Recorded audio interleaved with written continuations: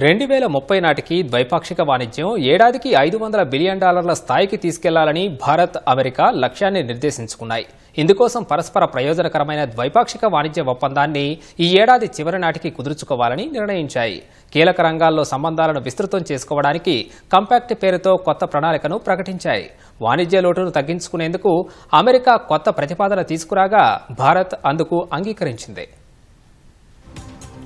America పర్యటనలో భాగంగా ప్రధాని నరేంద్ర మోదీ ఆ దేశ అధ్యక్షుడితో పలు అంశాలపై విస్తృత స్థాయిలో చర్చలు జరిపారు. ప్రధానంగా వాణిజ్యంపై ఇరువురు నాయకులు సుదీర్ఘంగా చర్చించుకున్నారని అంతర్జాతీయ మీడియా పేర్కొంది. 2030 నాటికి ఇరు దేశాల మధ్య వార్షిక వాణిజ్యం $500 బిలియన్ ఉండాలని మోదీ, ట్రంప్ నిర్ణయించారు. ఇందుకోసం మిషన్ 500ను ప్రకటించారు.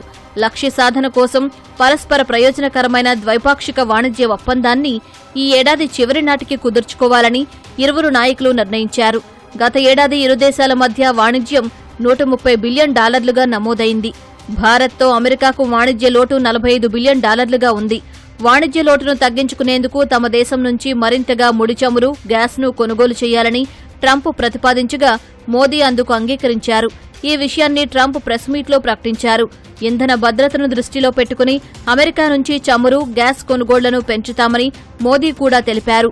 ఆర్థికాభివృద్ధి, జాతీయ భద్రత, ఉద్యోగ కల్పనను దృష్టిలో పెట్టుకుని వాణిజ్య బంధాన్ని దృఢపరుచుకోవాలని మోదీ, ట్రంప్ నిర్ణయించారని ఇరు దేశాలు సంయుక్త ప్రకటన విడుదల చేశాయి.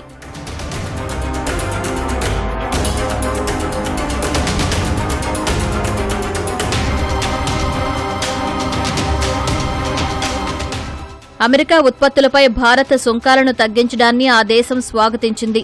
అమెరికా నుంచి దిగుమతి చేసుకునే ద్విచక్ర వాహనాలు, ఐటీ ఉత్పత్తులు, వ్యవసాయ ఉత్పత్తులు, లోహాలు, వైద్య పరికరాలపై భారత్ ఇటీవల సుంకాలను తగ్గించింది. మామిడి, దానిమ్మ ఎగుమతులను పెంచడానికి అమెరికా తీసుకుంటున్న చర్యలను భారత్ స్వాగతించింది. కీలక రంగాల్లో ఇరు దేశాలకు చెందిన కంపెనీలు పెట్టుబడులు పెట్టేందుకు ఉన్న అవకాశాలను పరిశీలించాలని ట్రంప్, మోదీ నిర్ణయించారు. ఈ సందర్భంగా భారత్కు చెందిన కంపెనీలు $7.35 బిలియన్ విలువైన పెట్టుబడులు అమెరికాలో పెట్టేందుకు ముందుకు రాగా ఇరువురు నాయకులు స్వాగతించారు. అమెరికాలోని అలాబామా రాష్ట్రంలో అల్యూమినియం వస్తువుల తయారీ పరిశ్రమను హిందాల్కో నెలకొల్పనుంది. టెక్సాస్, ఓహియో రాష్ట్రాల్లో జేఎస్డబ్ల్యూ స్టీల్ ఉత్పత్తి పరిశ్రమను ఏర్పాటు చేయనుంది. నార్త్ కరోలినాలో క్రిటికల్ బ్యాటరీ తయారీ యూనిట్ను ఎప్సిలాన్ అడ్వాన్స్డ్ మెటీరియల్స్ సంస్థ నెలకొల్పనుంది. ఈ పెట్టుబడుల కారణంగా స్థానికులకు 3,000 ఉద్యోగాలు లభిస్తాయని అంచనా.